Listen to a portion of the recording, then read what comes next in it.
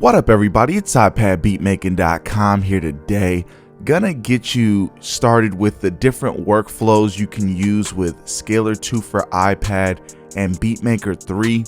There's a few different ways you can make this app really work for you. There's a really simple way where you can have a single note represent a chord pad in Scalar, which is fine for a lot of people if you don't want to get into the piano roll and really edit the nuances of the chords within the chord pads. You just want to cook up, create really quickly, and then maybe go back later on and edit the chords, but you just want those single note representations of the chords that Scalar is triggering. And for some of us, we want to go into a lot of detail with the piano roll and edit the velocity and the strum timing and, you know, all that kind of stuff.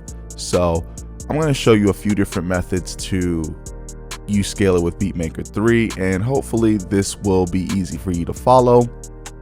And I know a lot of people have had issues with getting their Midi from Scalar onto the piano roll with the full chords, and I'm going to help you do that also via a tool named Midi Route.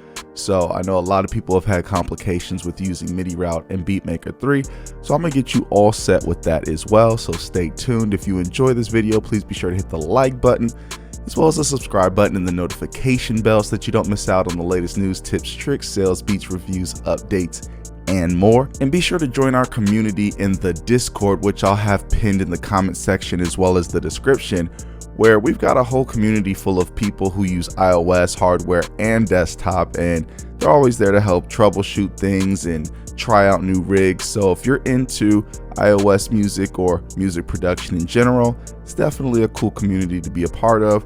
Look forward to seeing you there. But with all that said, let's get started. First off, we're in Beatmaker 3 with a brand new session, and I'm going to load a plugin. Let's just go with VTimes because is right there. Now, the next thing that we want to do is add a MIDI effect, and I'm going to add Scalar control. Now, some people like to use the Scalar AEV3, which is fine, but I prefer to have my MIDI controller and my sound separated. So I like to drive all of my chords with Scalar with the Scalar control app, not the Scalar AEV3. That's just my workflow preference. Now we can choose a scale here. So let's just go with a random contemporary R&B preset. And what you want to make sure you do is this A right here. You want to go ahead and hit that, and that's going to bind C2, all the white keys from C2 up to C3 to the chord pad. And so C3 will play that, but then if we go to D3, nothing. So we've got to go down an octave, and we've got C2 here, and the black keys won't do anything either. It's the white keys only. So you can trigger it, but if you move further up on the key and you've got the velocity mode on the Beatmaker 3 keyboard,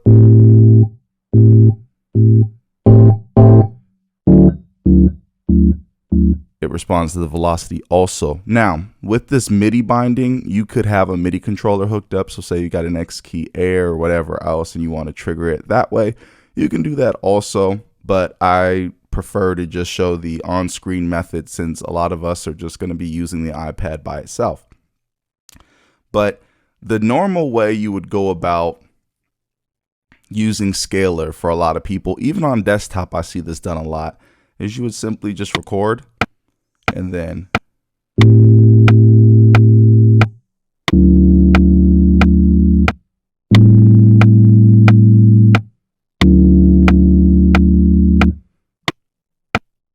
all right, so we've got that recorded, and we'll go to the arrangement here, and yeah, we've just got a single note representing each of these chords. And for some people, that's enough. They could build around this, and they don't really need to get into the piano roll and edit the nuances of the chord and whatnot. And another cool thing about this method is you could use this as a placeholder to kind of humanize and build it the way you want it to build to go. So you can go.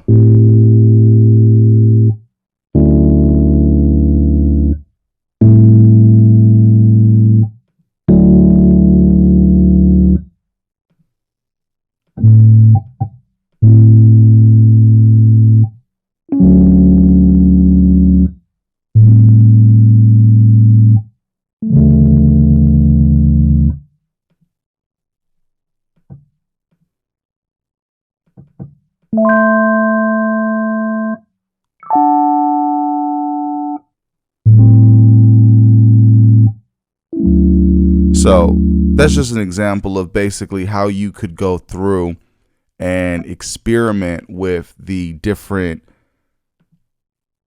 performance profiles. And let's just say you wanted to do, you know, like common performances, basic performance, and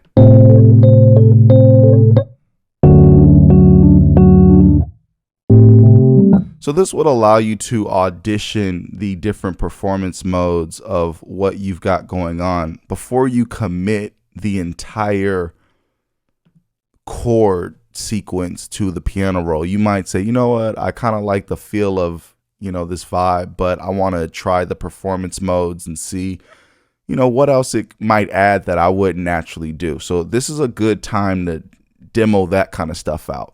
But once you finally got the MIDI that you want to stick with, now we're going to move on to the next step. And for this, I'm going to add an AU MIDI effect again, and I'm going to go with Atom Piano Roll 2. And I like to do this because I think that Atom Piano Roll 2 is a better piano roll for MIDI editing. It supports the trackpad, of course, so you could really, you know, do what you do. It also, it's just easy to work with overall. Now, it doesn't have CC editing, velocity editing, all that kind of stuff, but what you're able to do in terms of the piano roll itself editing, I don't think anything is coming close to Atom Piano Roll 2. So that's what I prefer to work with initially before I get it finally to its resting place inside of the Beatmaker 3 piano roll. You could skip this step if you want to, or if you don't have Atom Piano Roll 2, but I'm just showing you the way that I would do it. We're going to enable record, and I'm going to turn quantizing off here, because we want the strumming. And so now we should just be able to play it.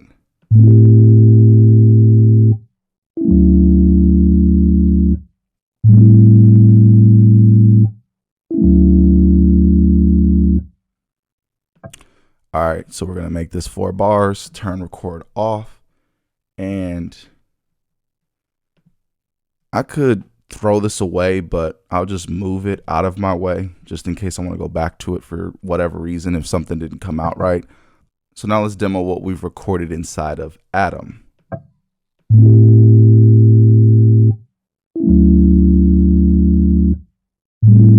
And let's say, you know what, I don't want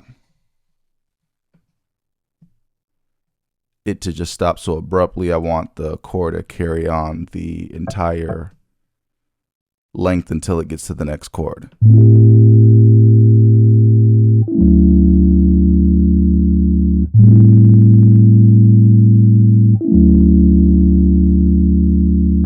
And Atom's also good if you want a reference of what this chord arrangement is doing and you wanted to open another instance of Atom and kind of draw in your lead or whatever else, kind of like a FL Studio type of workflow if that's how you want to roll with it.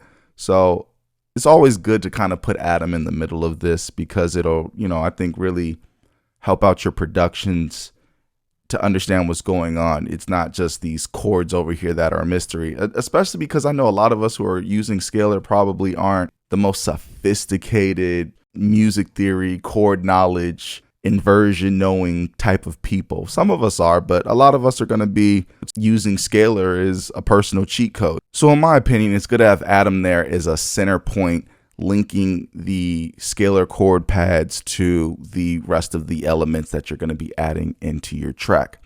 Anyways, we've got this all set up now. We're good. I think we like what we've got in Atom. Now what's next is to get this to the Beatmaker 3 timeline. And as you'll, I'm sure, know, if you just hit record,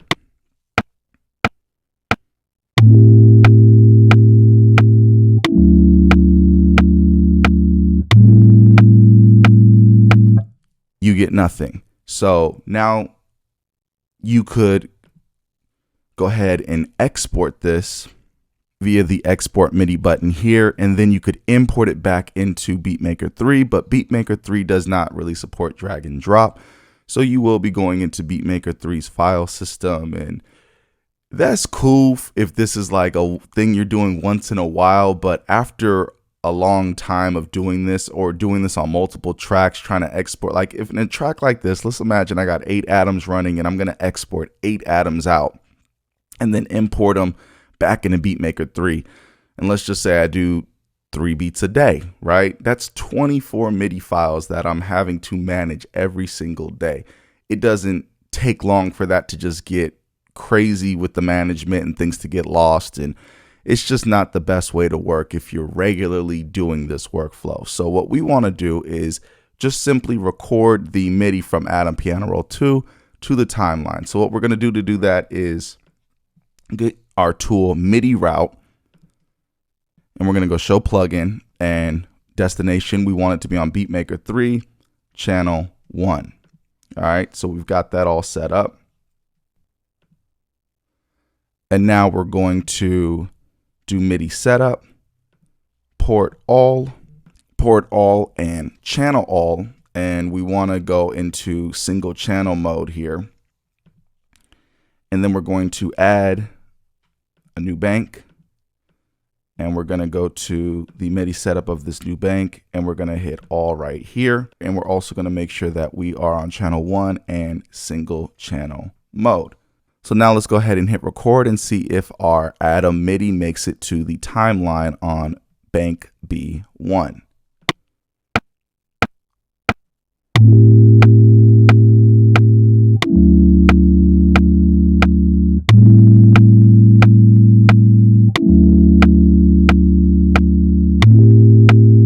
And because Atom loops, we could just have this going on forever.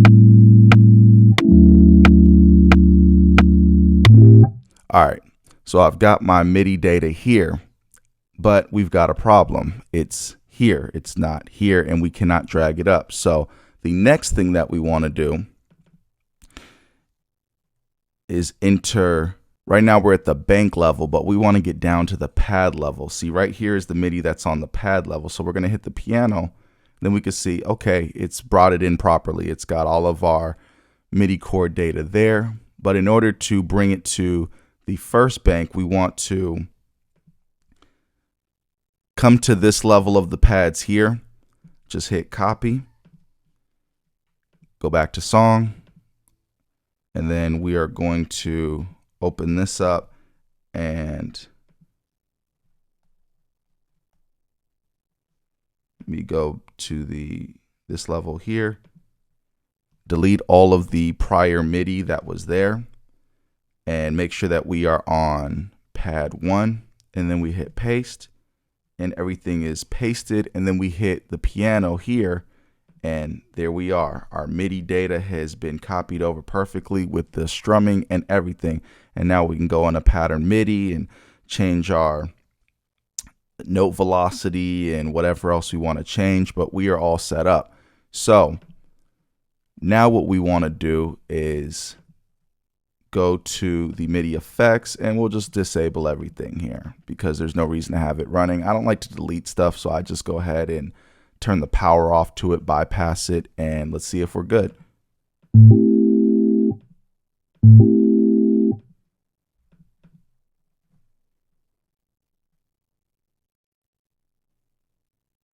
So we've got a problem here. Beatmaker 3 has gone ahead and quantized our data, something that we did not want. So let's go and do this over again. Let's turn all of this back on. I'm glad I caught this mistake in real time because I'm sure this would probably bother some of y'all. So let's go ahead and turn our quantizing off. And let's do it all again. Here we go. And you know what? This is what I'm going to do. I'm going to put an empty bar or two after Atom, so that way it makes it a clear line of where the recording ends, so I can loop it manually. Let's make sure we're on B1, and here we go.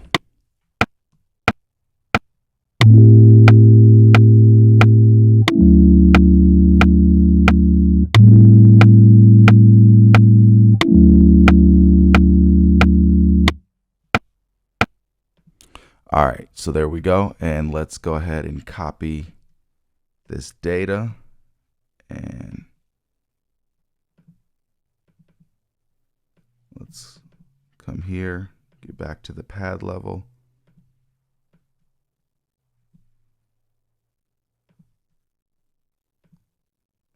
And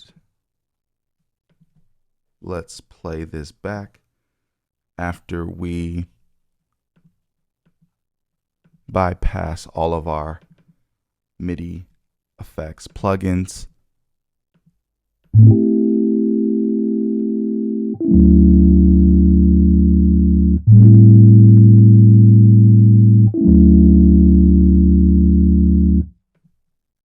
And there's something here. I don't know what this is, but let's go ahead and take it out.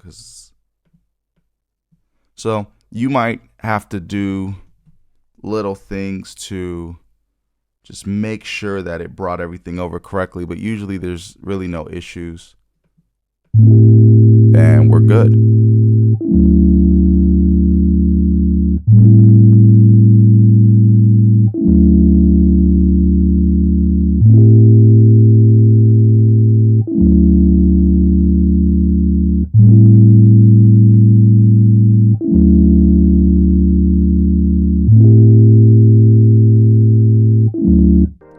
So this is what I like to call like a runway track. So sometimes I leave this track here, this Bank B1 type of track, because it's already set up and pre-configured for my MIDI route MIDI to land on.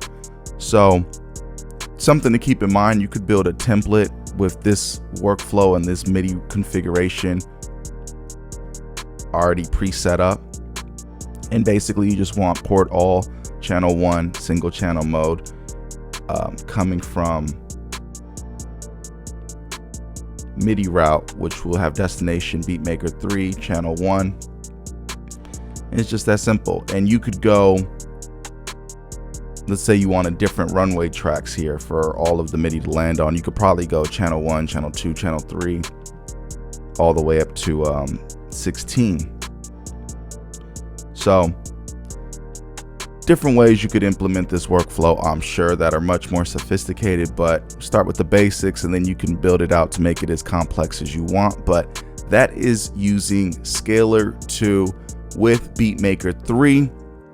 Hopefully it was easy to follow, and I look forward to seeing what y'all cook up.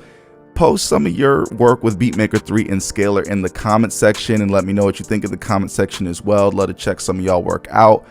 And be sure to join the Discord. Again, that link is going to be pinned in the comment section as well as the description. We got a great community over there. And be sure to hit the like button if you haven't already, and the subscribe button and the notification bell so that you don't miss out on the latest news, tips, tricks, sales, beats, reviews, and more. It's iPadbeatmaking.com. Peace.